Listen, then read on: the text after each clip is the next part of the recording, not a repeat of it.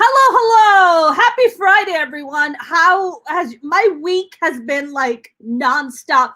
I took a nap today.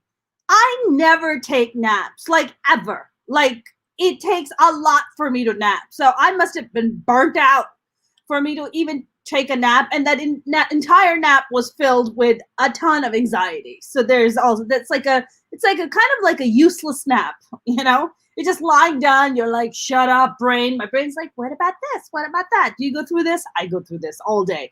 Anyways, welcome, you guys. Welcome to another episode of Minority Reportz podcast and digital series. I'm your host, Mona Sheikh. I hope you guys enjoyed my episode yesterday because we had the wonderful and amazing Congresswoman Katie Hill on, and we got into some really fantastic conversations. And today's guest is also pretty wonderful and amazing. I'm so glad that I have an opportunity to get in touch with him and to bring him on as a guest.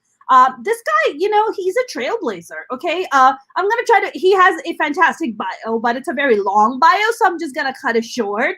My very, very special guest today is an American writer. He's an activist. He's a city official in West Hollywood, California. He's also the only child of singer Belinda Carlisle from the Go-Go's and film producer Morgan Mason. And he is the only grandchild of the late British actor James Mason and his wife, media personality Pamela Mason. I mean, this guy has accomplished a lot he's a lot younger than I am, but he's a rock star in his own, right. And we'll talk a little bit more about when we bring him on. So please welcome my very talented friend, James Duke Mason. James, welcome. Hello there. Thank you so much. I'm honored to be here. Yes, I'm so glad that you could join us. This is lovely. I was telling you that I look very orange, and I was trying not to look orange. So there we are. Less orange. Very purple. So we're very colorful tonight. Very colorful people here. How are you doing? How do you like the heat, James? I do. I love it. I love it. I mean, okay, 95, 100 degrees is maybe a little extreme, but I'm a California summery, sunny kind of guy. That's just my natural disposition. So right. That's right. Because you're born here, but when then you moved to the south of France as a kid, correct? I did. Well, I was born here. Yeah, I was born right down the street. In fact, at Cedars-Sinai. So I'm a real WeHo local. And then when I was 2, my parents and I moved to France, and I lived in both. I lived mostly in France, a few years in England as well for about 16 years of my life. Wow. And then when I was 18, I always knew I wanted to come back to LA. And, my parents are both from California, and I always had, weirdly, because I didn't grow up in America mainly, but I always had a real interest in American politics. And so I always kind of knew that LA was home, and that's where I wanted to come back to one day. So even when I lived there, this was the place that I felt like I belonged, When you were in France growing up, did you learn French? Did you learn any of the languages? I did. I did. I definitely learned French. Whether I remember it very well is another question. It's weird because I lived there. I think I actually intentionally sort of tried not to learn it subconsciously, because I think like I said, I always wanted to be like this American kid, and I knew that I wanted to be in American politics one day. So I was like a weird kid. I was an American political junkie and gay, and on the son of a musician. I was a very odd kid where I live, but I went to an American school, so I wasn't completely a fish out of water, but I definitely was not your typical kid growing up there. So, but long answer version of short version is yes, I speak French, but I've forgotten a lot of it since I moved back, unfortunately. James, you can just, I have a new French neighbor who moved in, and honestly, if you would have just straight up lied and you're like, no, I totally speak fluent French, I'd be like, yeah, you probably do, James. I believe you. You could totally bullshit me, and I'll be like, yeah, you're right. You're absolutely right. You probably speak French, I occasionally pull out a few words here and there for to impress, but yeah, like you said, if a fluent French person sat across from me, they'd be like, oh no, this guy's For Do you bust out the few words in French? Is that it, like during the dating life, like on a yeah, date, you're just like occasionally. Yeah, I'll be like, France? I'll Yeah, be like, je m'appelle Duc, comment ça va? Oui, j'ai étudié en France, mais maintenant j'habite aux États-Unis. That's literally all I think I remember how to say. What my name is, where I lived, where I live now. So yeah. that's I love that. You know what? This is a question I have, and I think about this a lot for kids who are or like grandkids of people who are famous. Like, you know, it's a different life, it's a different world, and you know, a lot of people are just like, you know, although it has this level of like comfort or even privilege of some kind. But I feel like when you're like a grandchild, or if you're like a child of like a famous person, you know, there's an added pressure to kind of live up to certain standards because people are like, oh, you're a kid of so and so, like what are you doing, like what are you know, versus me, my parents are just like unknown people, so I was just like, whatever I do, I'm winning, like whatever I do at this point, I'm winning. Although South Asian parents have incredibly high standards for their kids, and nothing is ever good enough. So I actually wanted to ask you, like growing up, like you know, you come from like Hollywood royalty because your grandfather was a very successful British actor, and then being the only child of Belinda Carlisle and your dad Morgan Mason. What was like the first time as a kid you were like, holy shit, we're famous? You know, that's a good question. I do remember. I mean, obviously, I remember touring with my mom a lot, and then I remember, you know, occasionally weird things would happen. Like, I mean, just off the top of, for instance, I remember when I've talked to my mom and dad about this and gone like, what the hell was that about? Like when Courtney Love and her daughter Frances Bean came to stay with us in France. And I remember, for whatever reason, even as an 8-year-old, I remember like knowing who Courtney Love was and thinking like, why is she here? But like, and you know, what's even weirder about it is they weren't even necessarily like close friends. I think they had like a mutual friend, and she was like, hey, you know, I'm coming to France. Yeah, could I stay with you guys? And my parents, I guess, were like, sure. But like, you know, things like that, things like going on tour with my mom. I remember as a kid, my dad and I went to England, and we went to they had a bust unveiling of my grandfather in his hometown of Yorkshire in Huddersfield.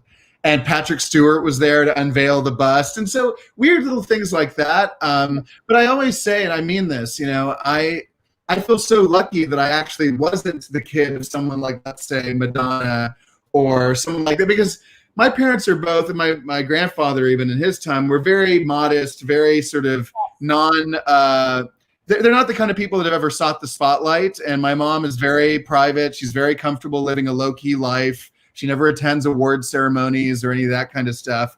And that's a conscious choice that they've always made. So, you know, I've always had the benefits of growing up in an entertainment family, but also not being under that constant sort of scrutiny that I think I would be if I were like the son of Madonna or, I don't know, Michael Jackson, or, you know, someone of that kind of level of fame, you know?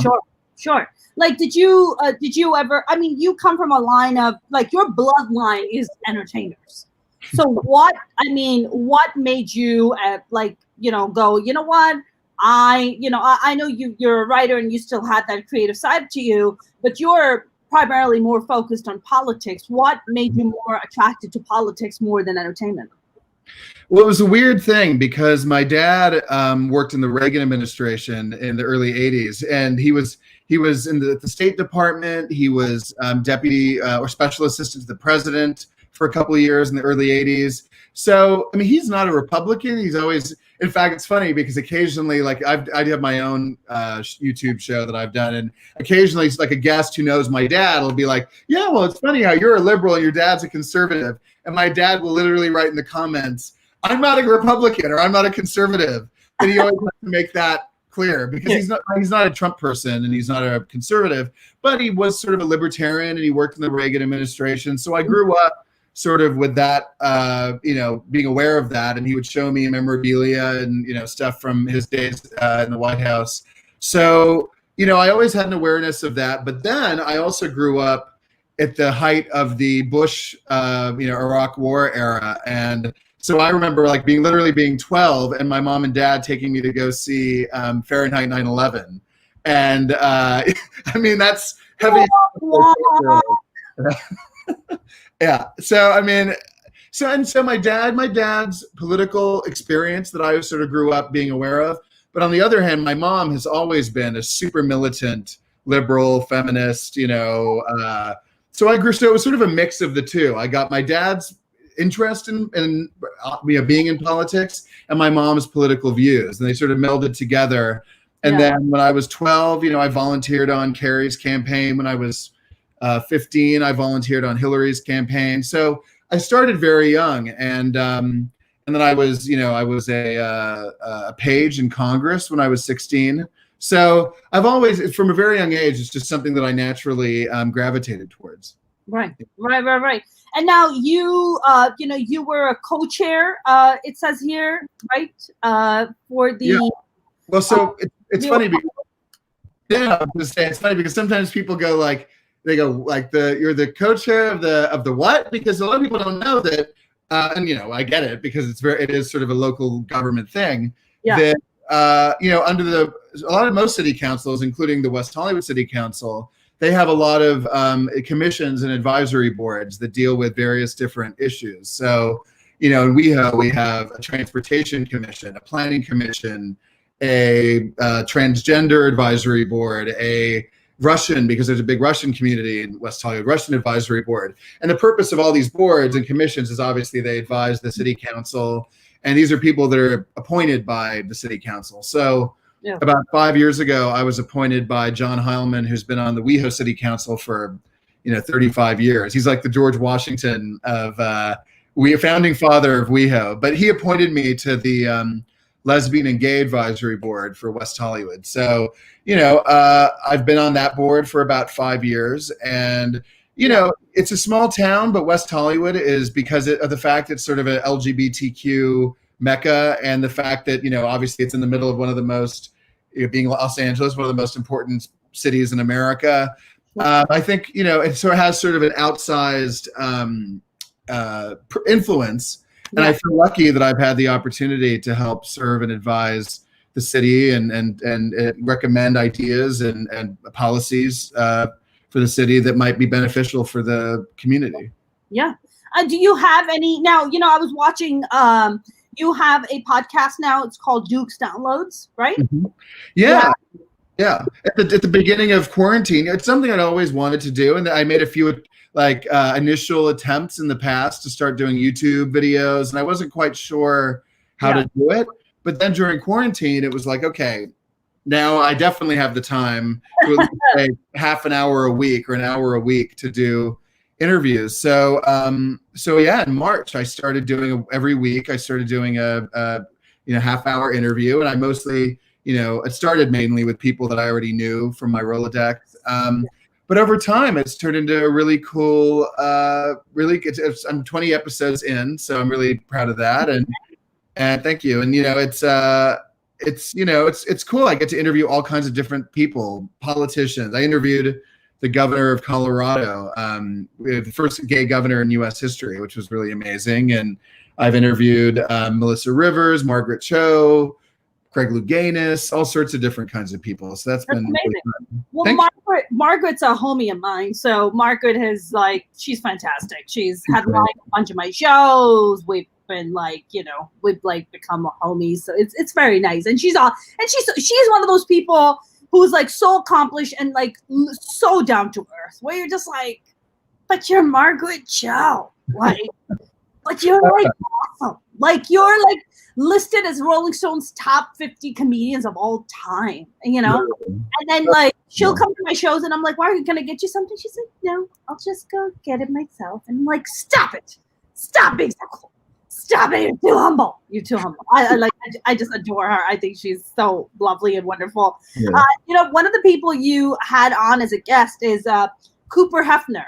And I got invited to this kind of an auction thing in Beverly Hills for Hugh Hefner when he passed on with all his memorabilia and all kinds of incredible stuff. And I met Cooper there briefly.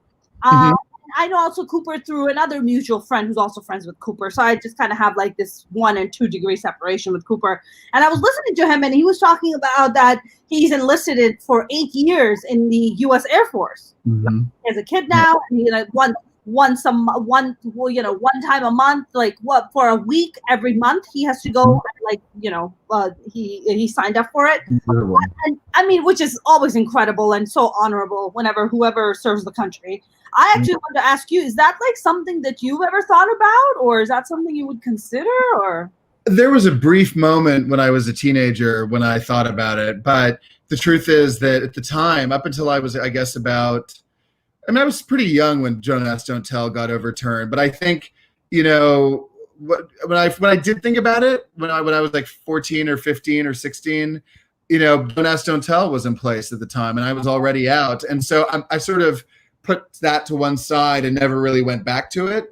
And then, obviously, when I came back to LA when I was 18, I was in college. I was involved in campaigns. I ran for city council when I was 22. So I was already sort of firmly on my path by the time that it even became an option for someone like me, But I mean, it's almost hard for me to express like how much I admire people and like that's why I was a big Mayor Pete supporter, because I really admired that people like that. I think people that have that kind of self-discipline, and that's the kind of quality that you want in a leader and in a politician. And so that's the reason I supported Pete. Same reason why I'm really behind Cooper, because I think he really possesses a lot of the qualities: thoughtfulness, empathy, integrity, humility, self-discipline, that I think we really should have in our leaders. Unfortunately, obviously,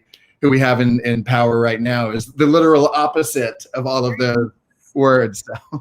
Even his own, I was just listening to the Young Turks, which I've been on a few times as a comic to bring me on so I can crack jokes at things. And I was listening to them, and even like people like who are in the Fox News, like off the record now, that even Sean Hannity's like, Trump is a fucking lunatic. Like, he's a lunatic. Okay, there's no ifs or buts about it. I think that when he's in 4 years, he's caused enough destruction, enough need to get rid of democracy, that this man, and I mean, to me, it's fascinating. Like, what do you think is gonna happen? I mean, one of the things that I was actually very impressed by you is that I was on your website and I saw, because you write for the Huffington Post, you write for LGBTQ Nation, and back in March, for Kamala Harris, you endorsed her as the VP candidate back in December of 2019, which is very, very, very Nostradamus of you. But I was just like, man, I wanted to ask you, why did you pick Kamala Harris? Why did you think she was the best kind of VP candidate back in December 2019? Because she was my candidate for president at the very beginning, and I met her. I only met her once, but I met her briefly at the California Democratic Convention back in January 2018. And so from that point on, I was sort of pretty sure that there was already anticipation that she may run for president. And so when she ran for president initially, I was behind her, and then I think I actually ended up in a predicament that. I did some reading, I remember reading a Politico article about how a lot of Californians were really torn because on the one hand, we love Kamala. We voted for her for attorney general, for senator. But a lot of us also, especially in the LGBTQ community, felt a really strong affinity for Pete Buttigieg. So we were in this sort of torn position of being torn where we were like, we love Kamala, but we also love Pete. So so actually when I wrote that article, it was right after she dropped out of the race. And I was like, my dream ticket at the time was Pete and Kamala. That's sort of what I was gunning for at the time. But I said in the article, look, whoever it turns out to be, whether it's Pete, Bernie, Joe, obviously, I hope that she gets the VP position because I've always been a huge fan of hers. Yeah. I mean, Kamala, honestly, for me, when she did her VP acceptance speech, like, it just had me in tears.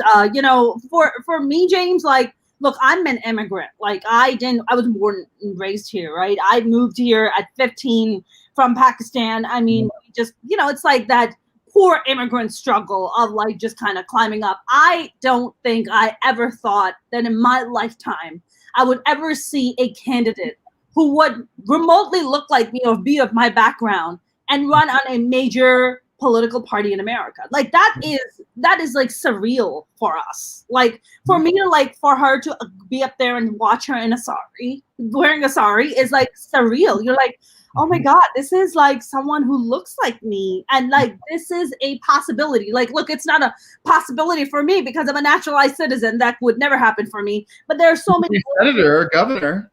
How about the governor? Yes. I am never getting into politics, James. All those dick jokes that I've been slinging on stage, all this, you know how much they're going to be surfacing with all the memes? I mean, I would have a kick out of them. I'll be laughing my ass off. But, I don't think it's going to be very good for my campaign. But the important thing is it could like it used to be like me in the military, all those things. It used to be that we couldn't do certain things. At least now someone like me or someone like you can say we could do it if that's what we that our race or our sexuality or whatever else. It wouldn't be a hindrance. That's correct. It's a lot more accepted. And now, given the current sitting president, the bar is lowered so much. Well, you're like, oh my God. I was thinking about, like, I think the Kardashians were thinking about, like, kind of positioning some themselves. And I was just like, yeah, that sounds about right. We have one reality show asshole in there. Why not another reality show asshole? Like, I have no doubt. My mom and dad and I have talked about the fact that, I have no doubt after what we've seen in the last few years, there's no doubt in my mind that Kim Kardashian could run for U.S. Senate or even just run for the presidency and have maybe not win, but she would have a real chance. I mean, I'm scared, James. Scared. Hopefully, I pray that because of what we've been through the last few years, that people will, once Trump is gone, God willing, then people will have sort of a change in their perspective. You mean raise their standards back to standards. Hey, right. not anybody can be president. Like you need to meet certain qualifications. You need to be a certain person of character. Yeah. You can't just be anyone who's like had a sex tape and their mom peddled it in the street. Like you can't be that person. Like for God's sake, like no, please God, no, make it stop. It's like. Well, I always say, and I say it literally. I don't mean it like hyperbolically.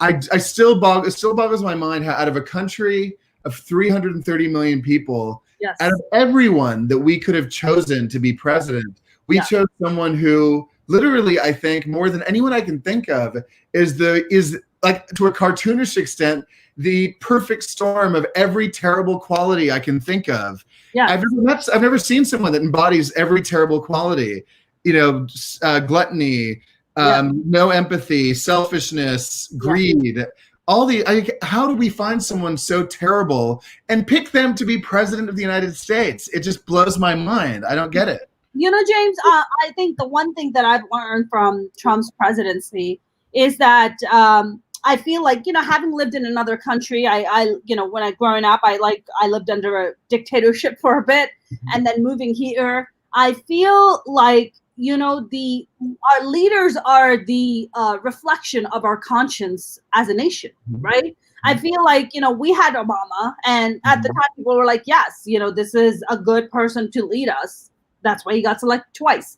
But here's this guy that is literally reflecting the worst of American conscience. You didn't vote for him. I definitely didn't vote for him. I mean, but there are a shit ton of people who thought that he was the right leader, and I really it shouldn't have even been close. That's the thing. It shouldn't have even been close. That's the 100%, thing. 100%. But what does that say about the society that we have?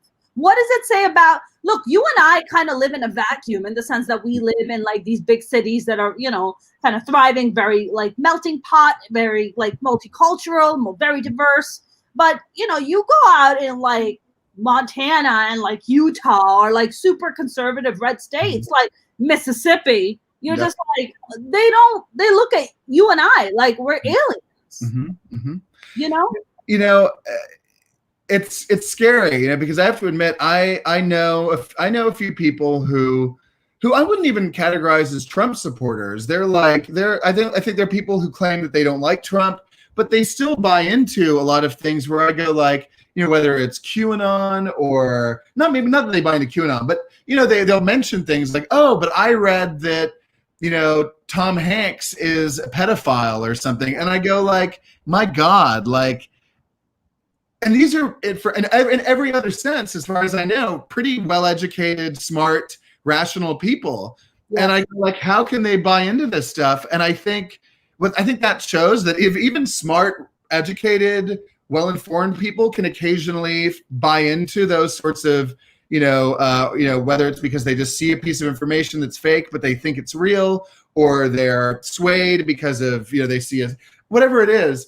That means that if even people in art places like LA are buying into that occasionally, it's a completely different universe in a place like Utah or Mississippi, and occasionally I'll watch like not just for fun, I'll watch like Tucker Carlson or whatever. If I'm having a drink or something, I'll turn it on, and he says things where I go, like he said the other day, he goes, well, we know that. They showed a clip of President Obama speaking at John Lewis's funeral. And he said, we know that President Obama is the most arrogant, politician in American history or something. And I went, even if you don't like Barack Obama or don't agree with him, on what planet does anybody think that this guy is the most arrogant, most, whatever radical president in ever history? I'm like, Jesus Christ. These people. You know what it is, James? Everything that they say about Obama or worst president ever are the very things is what Trump is, right? The level of projection by the supporters of Trump is really like nauseating. I mean, the lack of awareness, the lack of self-awareness, you're just like, I'm gonna vomit right now. Well, I don't know. Is it lack of self-awareness? I mean, I think it is in some cases, but I also think some of them do it intentionally because they love driving. They think they're driving liberals crazy by having this. Like when Mitch McConnell said, when they asked him, would you hold the same standard if a Supreme Court justice died now that you did in 2016? Would you say, you know what, let's wait till after the election?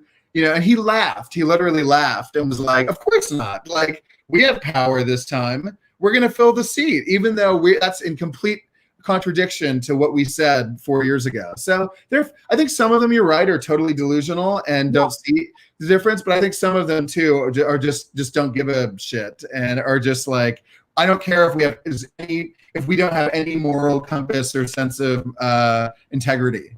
Well, no, of course not, because the current leader of the free world has somehow given permission, this carte blanche access to people to be horrific. Like they're being rewarded for being horrific.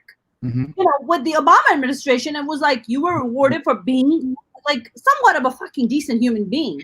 Like, don't, at least at the bare minimum, don't be an asshole. That's it. That's all we're asking. Everything else is a fucking cherry on top, right? Just at the bare minimum, don't be an asshole. But at the bare minimum in Trump's administration is the bare minimum you have to be an asshole. And then you just build on top, right? Somebody like Tucker Carlson. Whenever I want to lose some weight, I watch Tucker Carlson so I can just barf my food right out right after I consumed it. Because these guys just like the kind of stuff, like the kind of homophobic, xenophobic, transphobic things that come out of their mouth. You're just like, dude, you don't think that this shit is being broadcasted? Like, you don't think the world's listening? Like, don't you have like a conscience about this kind of stuff, And I really pray to God, James, like, whenever, to me, it's like whenever somebody, and it always happens on the Republican side, by the way, on the conservative side, whenever they're just like, we will not vote for, marriage equality, and we are, gays do not deserve to have a cake made or some shit like that. They are the biggest closeted assholes out there. I'm like, you are so in the closet, dude. Like, seriously. Then next thing you know, news coming out, oh, he was like banging his assistant. I'm like, there it is. Almost, never almost fails. always. That's how it works. Almost always. Never fails, man. It And even never. if they're not gay, maybe they're having an affair on their wife, or with another woman, or there's always some level of hypocrisy, almost without exception. It ends up that they're totally full of shit. So ridiculous. What I think is funny is the mask thing. So the conservatives will say it's my right to be served by a business, even though I'm not wearing a mask. Yeah. And yet, if a gay couple comes into their business and says, "I want to be served, I want a cake," then they have a right to decide not to serve. It's totally. I mean, look, it's whatever serves their narrative, right? Whatever serves their narrative. Go through a million loopholes to justify. I have one of my avid watchers here, James. He's awesome. He says, my family voted for Trump. They were angry with the system and believed his BS. Hillary ran on the status quo, even though people wanted a change. Do you believe Hillary ran on the status quo, James? Oh, I think you cut out at the end there. Can you say that one more time? Oh, I was saying that, James mentioned that Hillary ran on the status quo, even though people wanted a change. So I'm asking you, did you feel that way about Hillary? I was a big Hillary fan, and I still stand by her. I think she was a really exceptional candidate. If you think about the fact that every debate performance was stellar, not one mistake. So intelligent, so poised, so on point all the time. So I always defend Hillary. And I also point out, as she's pointed out, people who say, oh, she should have gone to Wisconsin. She went to Pennsylvania a lot. In fact, on the election night, her last rally was held in Pennsylvania. Yeah. And she still lost Pennsylvania. So it's not as if she didn't campaign in the right places. It's not that she wasn't smart or on point every single time. And I think, as she's also has pointed out, she did talk a lot about economics and about jobs and about, it's just the media unfortunately didn't cover it. They were more concerned about the email issue, which turned out to be the biggest, empty, story, whatever the term is, of all time. Yeah.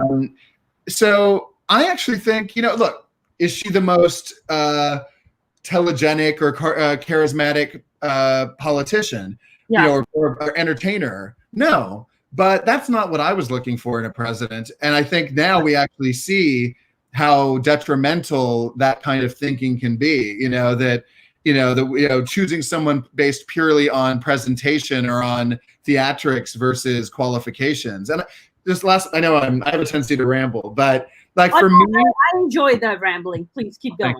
But no, just last thing is, about Hillary is, it wasn't for me just that Trump won. I mean, yes, it was that, of course, I was devastated that he won. I mean, it was also that Hillary lost. Like the fact that it would be one thing if she lost to, let's say, Jeb Bush or John Kasich or someone where it's like, okay, they're a legitimate person. We may not agree with them, but at least they're a legitimate, smart, educated person. For her, the most qualified person in American history, to lose to him, I remember I woke up the next morning and it's never happened to me. I was like convulsing. I was so devastated on a level. And then I know the end of my rant, the indignity, I remember turning on the news, and this is the first time I cried, getting emotional right now, thinking about it. When I turned on the TV and I saw Trump's meeting with the Obamas at the White House. And I thought the fact that Barack Obama, a Harvard law educated constitutional law professor, this elegant, graceful, smart man, has to even meet with Donald Trump. And after the man basically questioned his humanity, and I was like, that is so repulsive to me on a deep level. And so I still feel really, as you can tell, very passionate and emotional about that. James, let's not forget that when, let's not forget the awkward Tiffany Bach exchange. Remember the Tiffany gift? And she was like, Michelle was like, I don't know what to do with this. And also let's not forget that Trump also accused Obama for bugging. Remember, he was just like, oh yeah, he has bugged my phone and he's listening to my conversations. Like, you're a fucking psycho. Like The other night, he tweeted it again. So when Obama was doing his speech at the convention, Trump tweeted, "He spied on my campaign," in all caps. yeah, And I think people, but no proof, nothing to show for, right? That's the Trump, that's the Trump way of conducting things, right? Throwing out these big statements with no backings. I'm sure you watched that interview, the Axios interview that took place with the Australian journalist Jonathan, who was interviewing him. And Trump looked that was a really horrific interview, horrible interview. And he's being asked about just about the amount of deaths that are taking place in America. And he was like, he's like, there is such thing as too much testing. Jonathan's like, what are you talking about? Who told you there's so much? He's like, read the books, read the manuals. What book are you talking about? What books? What manuals? On Amazon? Where am I ordering this? On Audible? Audiobooks.com? Where is this? What are you talking about? It was beyond. It was really beyond. And all I can say is and then the point where he said, we're doing, what did he say? We're doing great versus the world or something. We're doing better than the world. Yeah. We're doing better than the world. He was like, what? The world? Our cases are lower than the world. He's like, the world? Like, thinking that because if you didn't test, then it would go away. No, the disease still exists. It's still spreading. We just don't have the numbers. But it's like, it's like 5-year-old thinking, If you don't do the testing, James, then you won't know. I mean, come on, isn't that how logic works? Yeah.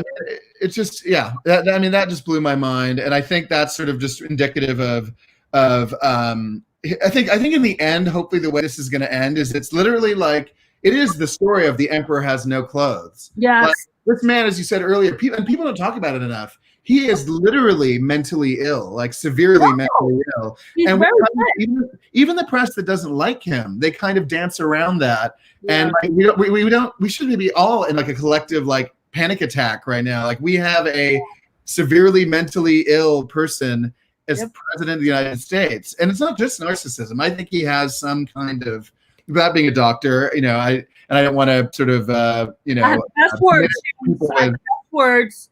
I took the cognitive test. He couldn't even pass it, a person, woman, man, camera, TV. What? I'm proud of himself that he remembered that. He was like, it was like, oh, look how smart I am, But it's like, listen, numbnut, the only reason you took the cognitive test is to check if you have Alzheimer's or if you have early signs of Alzheimer's. Like, it's not a compliment. Like, you're not taking a Mensa test. Like, you're not a Mensa member. Like, what? What are you talking about, man?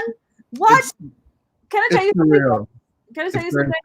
Yeah. I was talking to a lot of my like comedian friends, and I was like, man, even we can't come up with this kind of whacked out shit. Like, we think of a lot of whacked out stuff, like, but this is like whacked out on a level that we could never even come close to. Well, if you look at that picture, going back to the Kardashians for a second, the picture of Kim and Donald in the Oval Office, I said, you remember that movie that came out like 10 years ago, Disaster Movie? And I think Kim, it was like one of those spoof movies, like Scary Movie, one of those kind of things. And they had like Kim Kardashian made a cameo in it.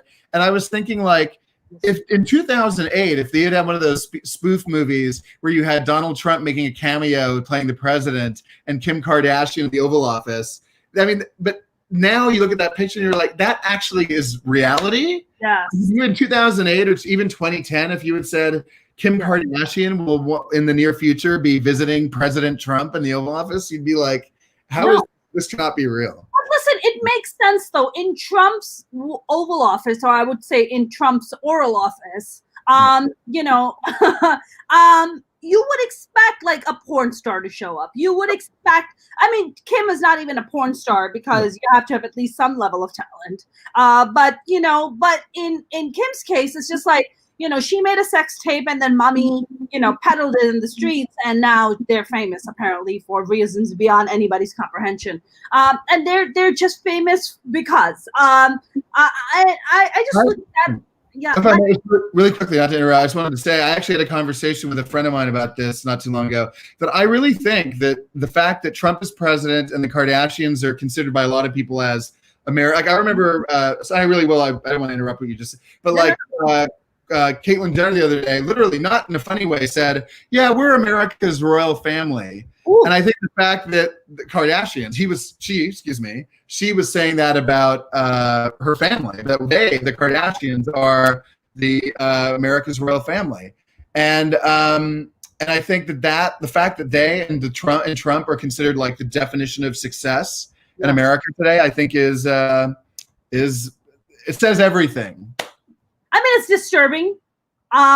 It's really, Nikki Glaser, who's a hilarious comic, she did a roast. It was a Rob Lowe's roast. Yeah, it was Rob Lowe's roast, and I believe Caitlyn Jenner was there. She was on the dais, and Nikki Glaser made this fantastic joke. Was it? It was one of the roasts, and she said, she's like, you're a Republican, referring to Caitlyn Jenner. He's like, I don't understand. You've already have a possession over a woman's body. Like, I don't understand why you would be Republican. You have already taken over a body of a female. Like, you're already controlling one female. Why would you need to?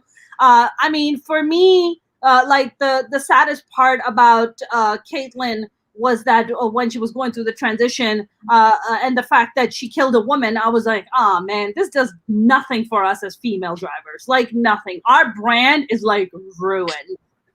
Okay. Look, I mean, look, I really admired what she did when she transitioned. I was like, wow, this is incredible. I remember watching with my father. I mean, he's a progressive guy, but to sit there and watch with the special that she did with I forgot who the interviewer was. My dad and I were like, "Wow, this is incredible!" Like this is really a world. It felt like a world-changing moment. When she did that interview. But then everything else that happened after that, it was like between saying, "Oh yeah, I'm against gay marriage." Like, that was like, what? Like, how can you be a transgender woman and be against gay marriage? And I'm a traditionalist. I'm like, what's not traditional?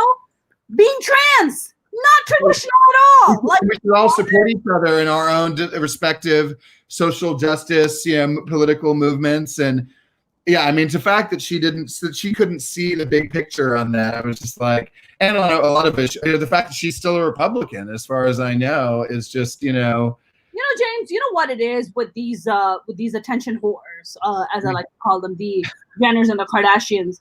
To them, it's what serves them, right? Yeah.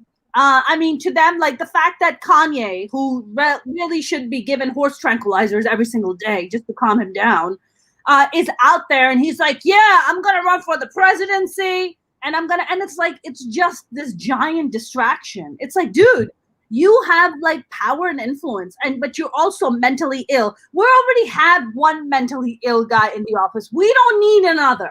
Like, we don't need another mentally ill guy. I'm actually happy, and I say, like, I feel terrible for whatever he's going through, but I'm actually happy that he did that in terms of, because clearly, if he had not done that, I think there's every chance that this thing could have gone even further, and that he could have gotten on more on the ballot in more states and gotten more traction.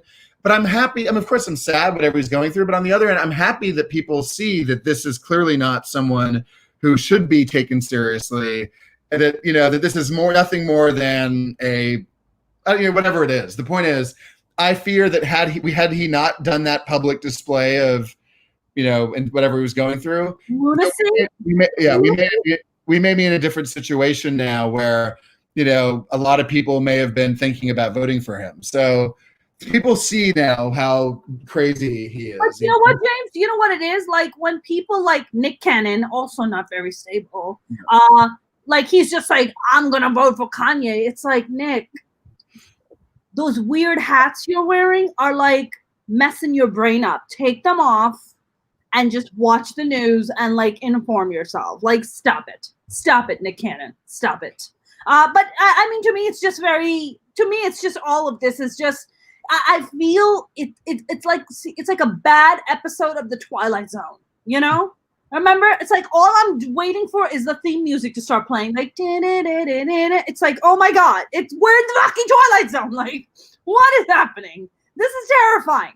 It really is. It really is. I mean, now you also wrote in LGBTQ Nation in March, you chose Joe Biden.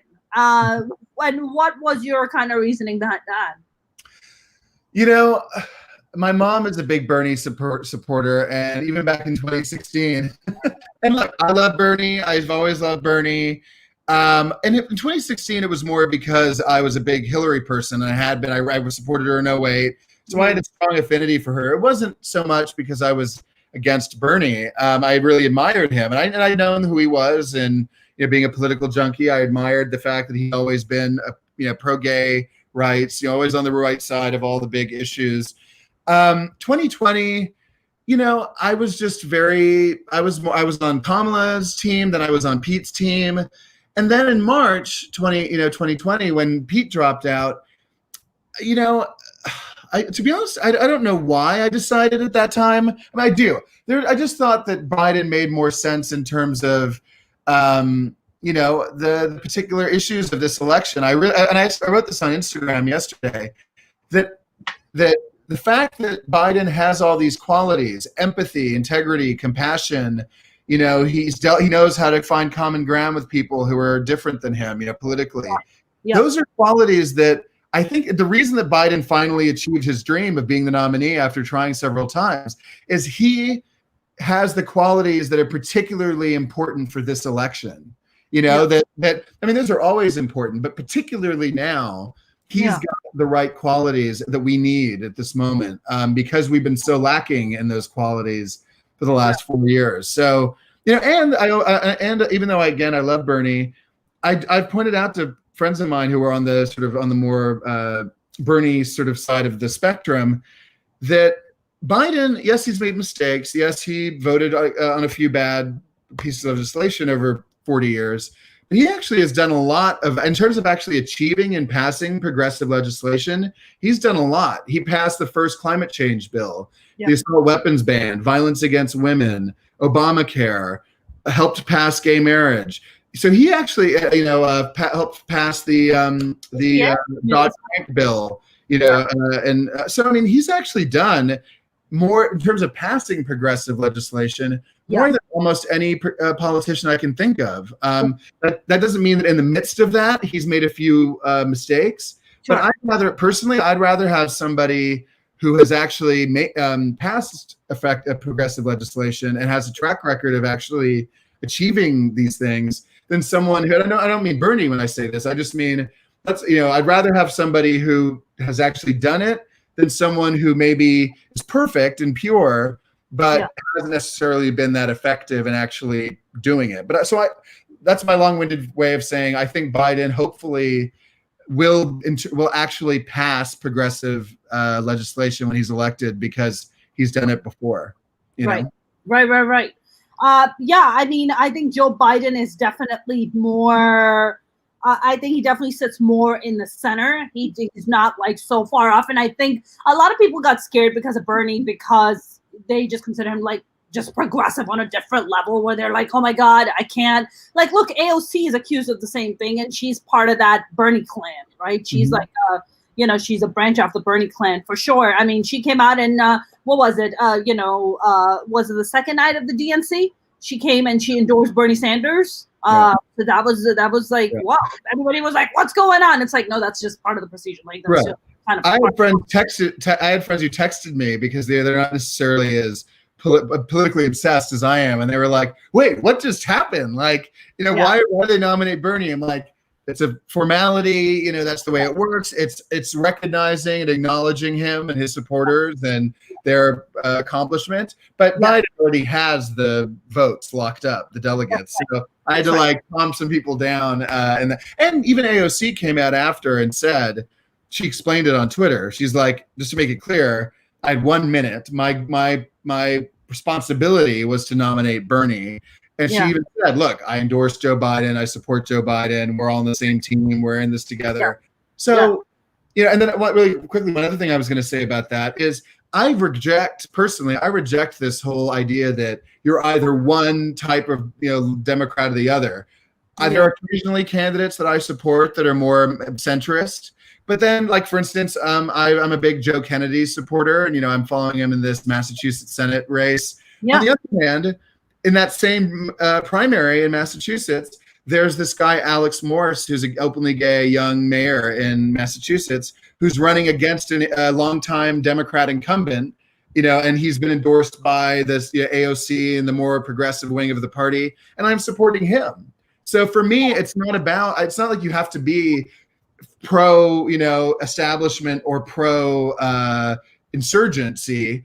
I think you can be both. And I think this constant battle between those two sides is really detrimental to the Democratic Party. I think it's possible to be both, progressive and to also occasionally, support candidates that are more in the middle, Sure. Do you feel, because I do, I feel like the Democratic Party has been pretty divisive. They haven't been very together. Republicans, on the other hand, minus people like Mitt Romney and John Kasich and, Colin Powell and these guys, like most of the Republicans have just been very quiet. They don't really stand up to Trump. They don't say, hey, this is not going to happen. Like, we're putting our foot down, and it almost is like the old GOP has blended in with the new GOP, and the old GOP is just told to shut up and sit in the corner. And they're like, yes, we're just going to keep quiet because, we want to show unity on the front lines. But in the Democratic Party, it's not like that. Do you feel that way? Yeah. And in fact, I remember during the primary, there was a really funny meme that said Republicans will vote for a pedophile, in Roy Moore's case, a rapist with Trump, like as long as they vote the right way on abortion and gay marriage and whatever else, and cutting taxes, we don't care. And in fact, I remember reading a quote like McConnell or someone said, as long as their hand moves and they'll sign a bill, we don't care who the Republican president is, as long as they'll do what we want them to do. With Democrats, like Joe Biden voted for a tax cut for corporations in one bill in 1986, and that is disqualifying. It's like so. Yeah. I think in some ways it's a good thing that we actually have some standards and some sense of integrity. On the other hand, I do think that this, and Obama has talked about this, President Obama, that this constant purity test of they have to be perfect on every issue, and Joe Biden's the devil because he made a few bad votes over the years. No, we have to recognize that whether he's perfect or not, it's not even close. The difference him and Trump. I mean, he's obviously a billion times better, and we don't have the luxury of nitpicking about someone's vote 40 years ago on one bill. This is a really big picture election. You know, Trump has an ad out which I thought was hilarious, and it's it's like rioting happening and. All kinds of they talk about defunding the police because that's the drum they're beating, right? And the Democrats, they want to defund the police, and there's going to be riot in the streets, and it's like, hold up, that footage that you're showing is from Trump's America. That is not from the Democratic America. That is from Trump's America. Are his followers that stupid? That they're just like, dude, these are images from barely 2 months ago. They have a time machine and they're showing us footage from a year from now. It's like, no, actually, it's happening right now. Right. It makes no sense. And then the other just happened. And then the other funny thing, which is on the same lines I saw today, was Pence on Fox News talking about. He said, the picture the Democrats painted at their convention was so dark. And I'm like, wait a second. You're the ones that are every day saying, America is going to be, a hellscape, of riots and, destruction if Biden is elected. So I'm like, actually, you guys are the ones that are the negative ones. Biden's saying we're in a dark place right now, but if you vote for me, we're going to go back to or go forward to a new, lighter, more positive future. You have 4 years we were in lightness and then you just took us in darkness and you're like, if you want 4 more years, I'll take you back to lightness. No. We were in lightness and you brought us into darkness. What makes you think that will take you? Look, I'm not one of those people who's just like, fuck Trump and fuck Pence. Like, look, if you did something good, I'll recognize you and I'll give you kudos for that, right? But the fact that we are predominantly, ruled by these people who, that every day is a new low. Every day you just don't know. While you were just catching up to the low that we hit yesterday, today's going to be another new low. So you don't even have time to think about it and catch up to that, right? So it's just this constant chaos. And I think, and I made this point yesterday, is that Americans had never had a dictator, right? Because the founding fathers of this country were really smart people, and they came up with a constitution that they wanted to ensure that not only were they going to have checks and balances, because the reason they wanted to have checks and balances is because they did not want the cycle that was in England and the life that they had escaped. They did not want that shit repeated here, right? That's why checks and balances. We have we have groups that are checking each other. But this man single-handedly wants to demolish those checks and balances because that's how dictators come into existence. Now, it is a concept that is so far-fetched to Americans that they are somehow dismissing it as if it's like in this dystopian world. It's not in some dystopian world. It's tomorrow. It could happen in tomorrow. It could happen literally in less than 3 months' time. No, and I've been saying that for a while, and I always have I have friends who who kind of dismiss it and say, "Oh, Duke, you're being an alarmist." I go, I've been saying for years, and a few other people have been saying it. I know Bill Maher has been saying it for a long time.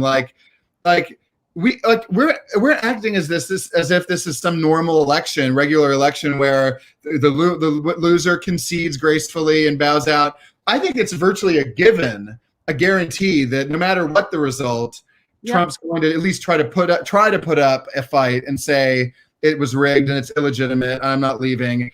If it's a huge landslide, obviously it becomes harder for him to do. But the Biden campaign has been saying for months that it's going to get much tighter and much closer. And we already see that the polls are tighter than they were a month or two ago. So unfortunately, I actually think the most likely scenario is that it's a close election. It comes down to, let's say, Arizona and Wisconsin, and both of those are within a point or two. And Trump says, I'm not leaving. And people, you're right. Most people go, like that, what a preposterous thing. And I go, no. Based on Trump's behavior, that is actually the most likely scenario. And then they say things like, oh, well, Pelosi becomes president. I'm like, that's only if everyone in the country sort of, that's if people acknowledge and respect and listen and follow the Constitution willingly. Yes. The reason that our system has survived is because we just assume everyone's going to go along with, what the Constitution says. Oh yeah, like of course, someone's going to leave power gracefully or peacefully. No, we now realize that all those norms and traditions that we used to take for granted are now very much up for in question. So I think there's I hate not to be alarmist, but I actually have always felt that there's a very strong possibility that we end up in some kind of maybe not a civil war, but some kind of massive civil unrest for sure. Not even a question. This man earlier listen, just this past Monday, Rolling Stone ran this article, and they talked about how Trump came out and said very blatantly, he came out and said that that he was lied to and that they spied on his campaign. That's why not only is he going to serve a second term, he's also going to serve a third term. This is not the South Asia or Middle East. Like, you can't just be like ruling shit just because. We have protocols in place. We have checks and balances in place. You can't just be like running your mouth whenever you feel like it. But this is where he's at. And he's already given basically a bat signal to his fucking crazies that, he was asked in the beginning of the year, he was asked like, hey, if you lose, will you leave peacefully? And he just stopped and he goes, well, there's going to be like a civil war if I don't win. That's a fucking bat signal to his batshit crazy supporters. Oh, yeah. He's setting it up for sure. I mean, the fact that he was asked, oh yeah, the election results could take years, even months or years. Mm-hmm. In what country? Not in America. Mm-hmm. It's pretty immediate. Like, then he comes out and wants to dismantle the United States Postal Service. When has that ever happened in the history of the United States? We were going through World War II and that didn't happen, man. And the pandemic in 1918, 1920, we voted anyway, and we voted safely and peacefully. And yeah, I mean, I think people are really living in fantasy land if they think that, I think people are just in denial. They don't want to face the possibility. In fact, the high probability that there's going to be in 3 months something the likes of which we've never seen in modern history. And I think, another thing is, the reason that 2000 went the way it did, with the fact that it was resolved. First of all, we don't live in as polarized a country as we did even 20 years ago. But the reason it ended the way it did was because Al Gore, being a good person, being a man of integrity, and having been in the government for years, he said, "Look, I could get up there and make a speech and say, I don't accept the result, this legitimacy of this result. The Supreme Court, it was 5-4, all 5 Republican appointees voted. He could have said, I don't acknowledge this result and I refuse to accept it. But he, we used to think of this as sort of like a corny thing for him to say, but he was like, I'm going to step aside for the peaceful transition of power, and for the sake, he even said in his concession speech, for the sake of our democracy, I accept these results. He could have not done that, and now we face a scenario where, unlike Gore, and not only is it that Trump's not a good person, not the same kind of man as Al Gore, this is the incumbent president who's potentially going to say, I refuse to leave office. What does that look like? That's what I'm really afraid of. I feel like, look, he, there is, Trump's low is a bottomless pit, right? There is no bottom to how low he will drop, right? The fact, like, I had a guest on and we were talking about how he was forcing schools to be reopened, telling basically people to risk the lives of their children, and it's okay, send your kids out to the death machine, it's fine. And I was just like, if his own grandkids get sick and die, if his own kids get sick and die, is that going to give him some level of conscience? And the truth is, it's not. His brother died last week and he was golfing. Well, did you see the response he gave when that interviewer, I guess on Fox, asked him about his brother? He made it about himself. He made it about himself. It was so horrifying to read. It was like, yeah, he was my biggest fan, and I was just like, oh my God, this man is like, I can't believe a human being is this cartoonishly like, he is a walking, living SNL like parody of himself. It's like. It's unbelievable. It's really unbelievable. I can't believe he would get very upset when people won't know. He was very upset with China. Very upset with China. He's dead is where he is. And then he said, he was never jealous. He was always very happy for me and for my success. It was like, oh my God. Yeah, I mean, it's just, there's nothing you can say to that except, oh my God. Like, I cannot wait to read Mary Trump's book. I have it on my audiobooks. It's lined up, so I'm like ready to go and listen to it. But, it's just like, he was endorsing the frontline doctors of America, Dr. Stella Emanuel, the crazy lady, Miss Cleo. Demon sperm woman. I call her Miss Cleo 2.0. Do you remember Miss Cleo? With the fake Jamaican accent, then she got busted. And then when they came to arrest her, it was a fake Jamaican accent. They were like, shit, you're American? She's like, yeah, I was just putting on an accent because it was like getting me. People just believe me a lot more. Which, honestly, kudos to her for figuring that part out, right? Yeah. To me, if you ask me what's like my absolute favorite accent in the world, is the Jamaican accent. It's just, it's so chill. It's so fun. It's just, and for her to be able to pull it off, it's kudos to her. Yeah. Yeah. And she was, so I listened to Dr. Emanuel and Stella Emanuel, and I was thinking about like demon sperm and alien DNA, and then I looked at his parents' pictures, Trump's parents' pictures, and I was like, makes total sense. I Mom mean, for real.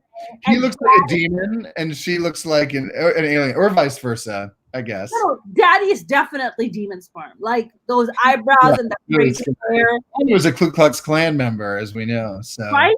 The yeah. crazy hair. Like, what is with the dictators and these crazy conservatives and the bad hair? Boris in UK, same thing. What's That's with the true. hair? You know what it is, James? I figured it out. Because they don't have gay friends. Mhm. Because if True. you have gay friends, they check you. They check you. They let you know. Like, you look like shit. Like, That's figure true. this shit out. Like, come on. Mhm. You're the president of the United States. You can't get a good haircut. Like, oh, like, honey, let me take you to a good salon. Like, let's do this. My That's gay so friends, true. they're like, you're not gonna go out looking like this. I'm like, you're absolutely correct. Let me go change. You know, and this is what happens. This is why diversity in your life It's helps. important. It's Having so a variety of different perspectives, exactly different kinds of perspectives. precisely. So, so James, what is your kind of what are you thinking in terms of? Are you gonna? Do you want to run for Congress? Do you want to run for Senate? What are the ambitions looking like? Well, I ran for city council in WeHo twice, in fact, and I ran for the first time when I was 22. I didn't win, obviously, but it was a good starting off point. I learned a lot, obviously, about what it takes to actually run for office. And people don't know, or a lot of people don't know that there's this whole sort of underground world of Democratic clubs. Where you have to go and solicit their endorsement, and there's a lot of like sort of very not low level, but you know what I mean, sort of underground stuff that like your common person that isn't engaged in politics on a close level wouldn't know about. So that really taught me like the mechanics of running for office. Yeah. And then I ran again last year, and even though I didn't win, I did pretty well. And I got an endorsement from John Heilman, who has been on the city council for 35 years and Yeah. been a real like big West Hollywood sort of icon. So I was really proud of that. And Equality California, which is a big organization, they endorsed me. So I think for sure politics is definitely what I still want to do. And and I'm doing it right now with my writing, and I'm a big activist, self-proclaimed activist. I mean, I'm very passionate and vocal, and I find ways to be involved and engaged. And I'm sure one day I'll run for office again. I don't know. I doubt it'll be city council. I'll probably wait a while and go on with my life, and then if the right opportunity arrives, whether it's state assembly or something, and down the line, I'll probably wait and just and also because I don't know what our country is going to look like in the near future. A lot really depends on this election, and who knows? Honestly, not to sound alarmist again, but we may not even have a functioning democracy in 6 months. So if he wins, that is, God forbid. If he wins, but if Biden wins, I think we're in good shape. And but I'm just saying, this is the first time in my life where I really can't see my future past 3 months from now. I think all of our futures depend on how this election goes, and then we can start thinking about like other things and ambitions and projects, and I think just a lot of people feel the way you do, right? I mean, it's just like we don't know what's going to happen. Like, look, my show, Minority Reportz, which is now like the podcast that we're doing right now, is a nationally touring show. And one of our brands, we have a lot of different sub brands, and one of our sub brands is Gay AF Show, Gay as Fuck Show, and it does really well. We used to do it in the middle of West Hollywood, and Margaret Cho's headline. We have a lot of wonderful, amazing LGBTQ comics that have been, and it was the official comedy show for LA Pride this year, and all of that just like disappeared, right? All of it has just been gone. And I think about that, and I'm like, man, I was talking to other comic friends, and I'm like, what are you thinking? They're like, there's no way that we're gonna have stand up for like another year. There's just no way. There's just no way nobody's like going out there like to comedy clubs and stuff like that.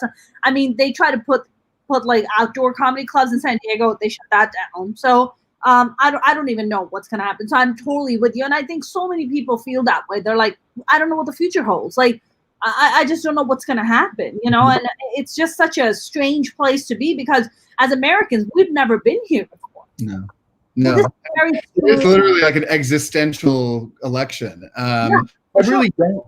I mean, I'm prepared, I guess, sort of for the possibility that Trump may win. Like I recognize it's a real possibility, but I can't picture what that looks like. Like I can't picture what the future looks like if that happens. I know it's possible, but I Yeah. can't even imagine what that looks like. Like how whether normal life will even continue after that. I don't even know what that I can't even imagine what that looks like. God You know, forbid if he gets elected. I think if he gets reelected, I think the Canadian immigration website is going to crash all over again. So let's not forget that part. well, my Um, parents live in Thailand, so my parents live in Bangkok, which is in itself kind of crazy. But if Trump wins again, I mean, I haven't really thought about it seriously because I'm hoping that doesn't happen. But I could see if things get really bad, which I know they would if he wins again. I could see myself in that scenario going away for a while and getting out of the country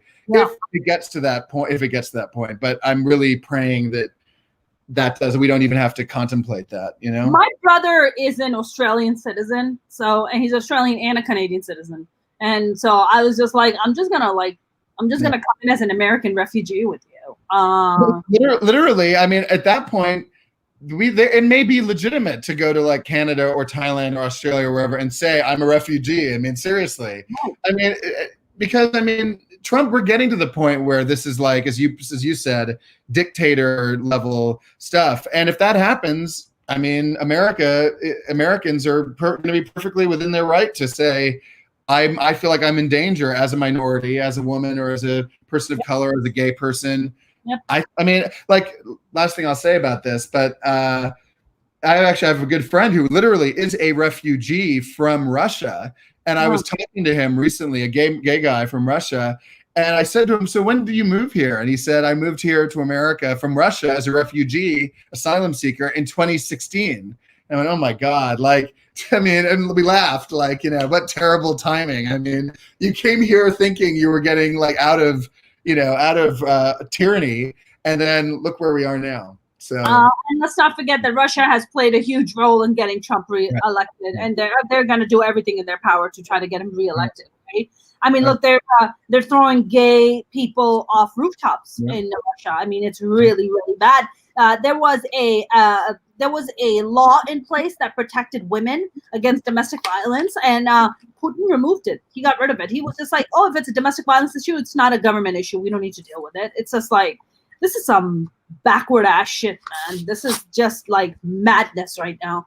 And we can see that we're inching closer. Like I even wrote an article. Don't worry, I'll be very quick, but an article about the fact what was happening in Portland with people being sort of just shoved into vans, unmarked vans. I had just watched a documentary on HBO, which I recommend to everybody, called "Welcome to Chechnya." I think is what it's called, which is about the gay genocide that's happening in Chechnya, where literally they're disappearing people and putting people into unmarked vans and taking them to detention centers and prisons and torturing them and murdering them. Those images that I saw in that documentary from Chechnya are almost identical to the images we were seeing in Portland and Chicago and New York, where they were putting people, and obviously these people weren't getting murdered, but it's the beginning potentially of we're doing small little encroachments where they first it's taking people against their will in unmarked vans, then it'll become we're detaining them indefinitely, then we're torturing them, then we're murdering them in the name of national security or whatever. God knows what could happen, honestly. Yep. I mean, that's how, right? And you can't do it one shot, because then people are like, whoa, because even your supporters are going to be like, whoa, what's happening? You got to give it in dosages. So it just becomes a little bit more acceptable, right? Hitler just didn't rise to power. He was doing it in dosages. Oh, it's for in German, there was a saying, it said, it's for your own good, right? It's making people feel like, oh, I'm protecting you from these terrifying Jewish people. Okay. It's like, dude, if anybody was fucking terrifying, it was like the Gestapos. Are you fucking kidding me? Okay. Yep. I remember going to Munich. So my ex is a a German Jewish scientist. And he I met him here, but he was a scientist for UCLA, and then he moved back to Germany because he's like one of the top three cancer research scientists in Germany. And I remember telling him, I'm like, I'm going to Germany. And I was like, I was thinking about making my plane stopping in Munich for a little bit. And I was like thinking about venturing out. He's like, don't go to Munich. And I was like, why? And he goes, trust me, you don't want to go to Munich. It's racist as fuck. I was like, really? I was like, nah, stop it. So I was like, I'm going to go. I remember going. James, have you been to Munich? I have, but when I was very young, very young. I remember going to Munich and people were looking at me. They were like, bitch, did you forget? Like, did you lose your way? You should go back. Like, you need to hop on the first plane and get the fuck out of here. I saw maybe like one black person and we both made eye contact and we were like, it was like our get out. You know what I'm saying? We were like, oh my God. I think, and when you walk through the streets of Munich, you're like, it makes total sense how Nazism was born right in these streets. Because first of all, they have super ugly clothes and the clothing stores suck and they have no sense of fashion. It sucks. And I was like, okay, you guys like clearly haven't caught up with the times.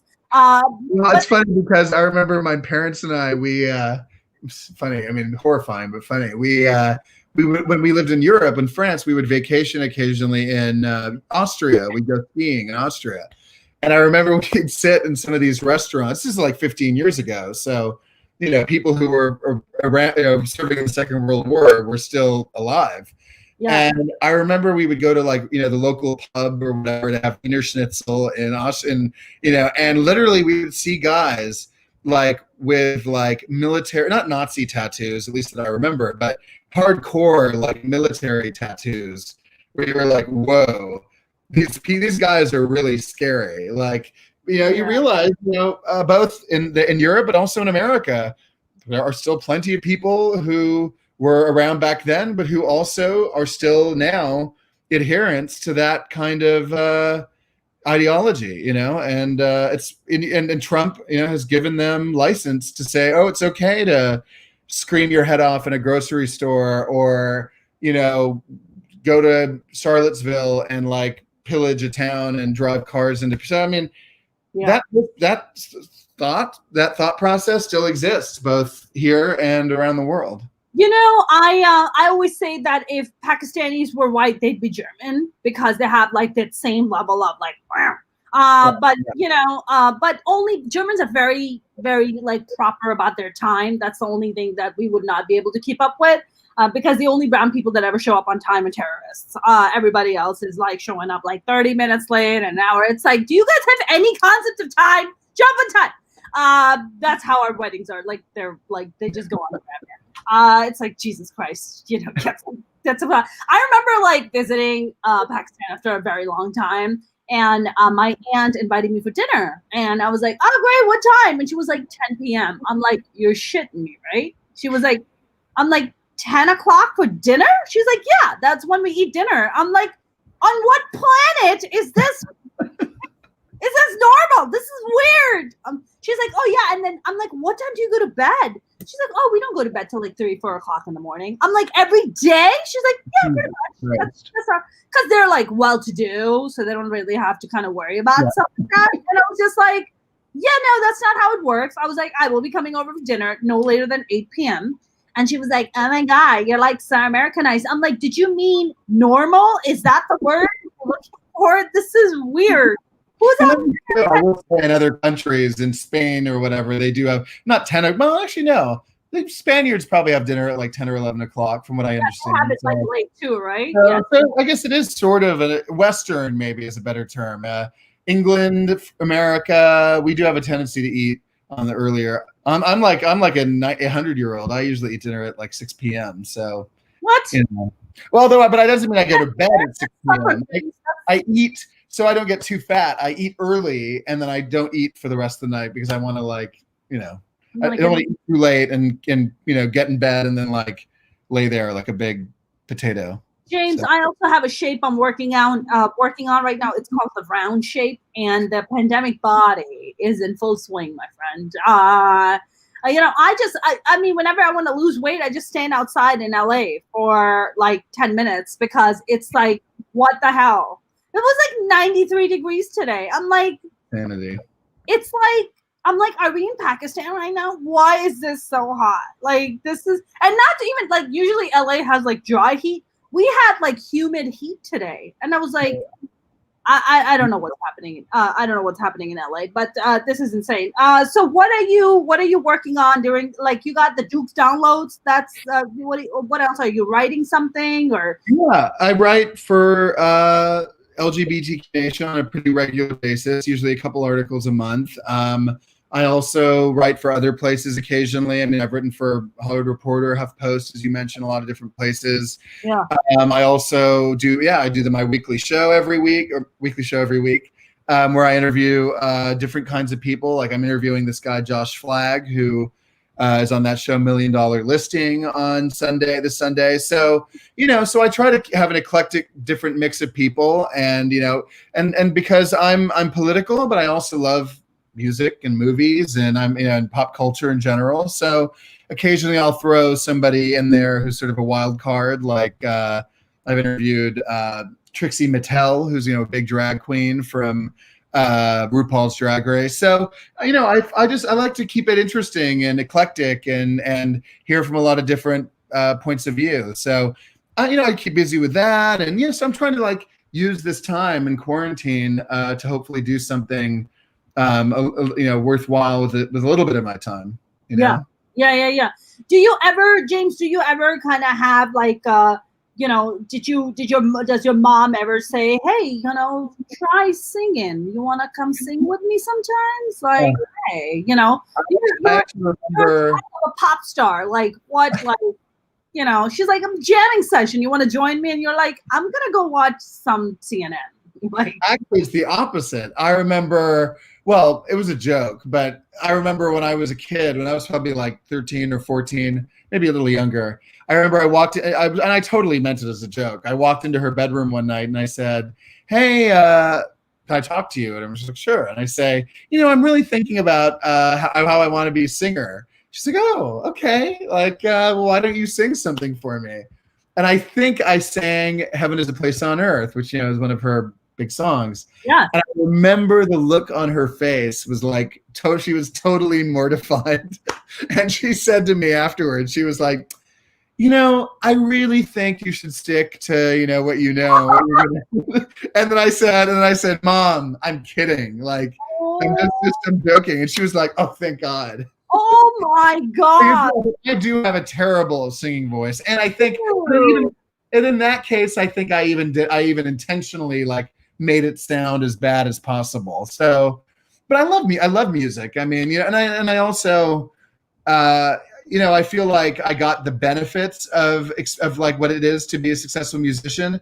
I saw that up close without actually having to do it myself, because it's not easy. And, and to be up close with someone sort of who's achieved that level of success, and to be on the road and to be on stage, I got to be on the side of the stage at Hollywood Bowl and, all these big, amazing places. I feel like I've gotten that experience without actually having to be a musician myself. So, we all have sort of our own little niche thing. She's got her music.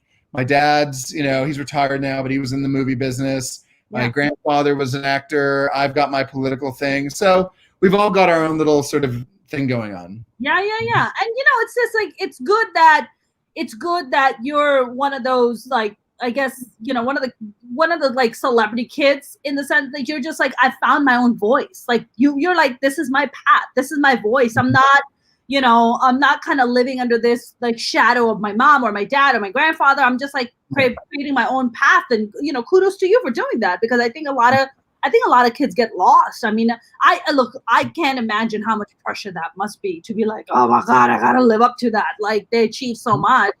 And I'm here like gaining weight on a regular basis just because it's the pandemic.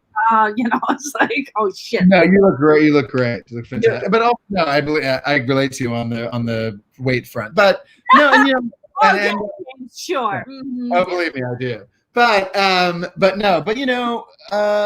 that's another thing. My parents have never, ever, ever pressured me to do one thing or another. They always just said, do whatever you want to do. We'll support you as long as you put the effort in and you commit yourself to it, and and it's healthy and it's not something that's detrimental to you. And they're like, you know what, we'll support you in that, and they always have. And that means they were both very supportive when I ran for office, and they've been very supportive in my activism. My mom she and I have done things together, PSAs and all that for PFLAG, which is the LGBT organization. So yeah, they're behind me 100%, and I that's another reason why I feel really lucky and blessed to have them as my parents. No, they sound wonderful. Are they looking to adopt? Because I'm up for adoption.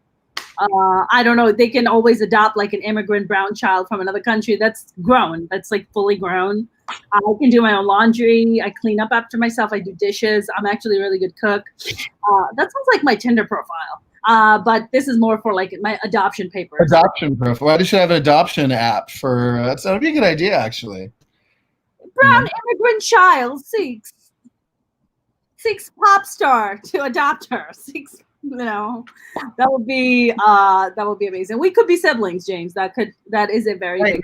You'd be a great sister, I have no doubt. Oh, that would be nice. I would be one of those big sisters that would just. You're my sister anyway. You're my new sister. James, now we're on my heart. You totally fit that little baby brother picture so well. You get the cute cheeks. You're like the adorable face. You have such a sweet personality. You're like, you fit that mold perfectly. I'm just, from this moment on, I am giving up my 4 older brothers because I have brought James Duke Mason as my baby brother into my life. This is it, you guys. I keep looking oranger and oranger as this podcast progresses. I don't know what's happening to me, but something very terrible is happening. But James, this was such a fantastic conversation. I definitely want to bring you on back again and definitely talk to you. I honestly feel like, given your passion and given your intelligence and everything that you stand for, I really hope that one day you do run for Congress or Senate. I will vote for you, and I will be cheering you on the entire way. So that means a lot. I've really enjoyed this. I'm so grateful that we met and that we've connected, and I would love to come back. I really would. Yeah, so, it would be amazing. I would be. This is what I enjoyed. I'm the guy at the party where, and this is not a joke, where often this will happen. When we did have parties, but I would go to a party and I would start talking politics, and my friends would go, "Oh my God, like, please, do we have to do this right now?" Like, and I'd be like, "This is what I do for fun." Like, for me, this is not the thing to avoid. It's the only reason why I even want to be around people. I don't sit there and talk about like, stupid, like, meaningless stuff. I mean, I like to joke and banter, but that's actually, I actually like talking to people about politics. It's like, and at a time when we really can't afford to not be talking about it with people and having a conversation and engaging. So for me, I would have done this off camera, and I hope we do. I hope we do have more conversations like this, both on and off camera. I would love to. The only reason I go to parties is to judge other people. That's the only reason I go to parties. I do that too. The only reason I can be a gossip, a bit of a gossip sometimes. So in a sweet, sort of innocent way, Oh no, not me. I'm petty. Not me, not in the slightest. I am like legit roasting people right in my head. I'm like, oh wow. I'm like, you don't have a mirror at home, do you? Wow, you dress like that? Okay, that's great. That's fabulous. James, this was so much fun. I definitely look forward to bringing you back on again. And where can people find you? On everything, Twitter.com/James Duke Mason, Instagram.com/James Duke Mason. And just to make sure I get it right, let me look really quickly. My Facebook is, let me just make sure it's facebook.com/James Duke Mason. I believe it is. The answer is yes, it's facebook.com/James Duke Mason. And don't forget to tell about your brand new website. Yes, thank you. Yes, I just launched a new website where you can find those social media links, my Duke's Download interviews, all my articles that I write, jamesdukemason.com. That's everything to do with me, if that's of interest. I'm very much interested, James. I just want you to know. I couldn't afford pearls, so I could like clutch my pearls. So I just have a choker. This is all I have. So, but thank you very much, James. This was lovely. Thank you so much again. Have a lovely weekend, and I will speak to you soon. You too. Thank you. Talk soon. Talk soon. Take care, James. That was the wonderful and lovely James Duke Mason. I hope you guys enjoyed it. I had a great time because James is just so lovely to talk to. And we're officially like brothers and sisters. I'm not even shitting you. I am putting in my adoption application with his mom and dad because I'm ready. I'm ready for a new family. I'm ready to be that immigrant child to be adopted. I'm so ready. But if you guys haven't followed me on YouTube, please do. It would mean the world to me. You can follow me on Instagram and Twitter at Mona's Comedy. I'm on Facebook at Mona Shake Comedian. You guys, stay safe out there. Wear your masks. Wash your hands. Have a good night. Have a great weekend. I will see you on Monday.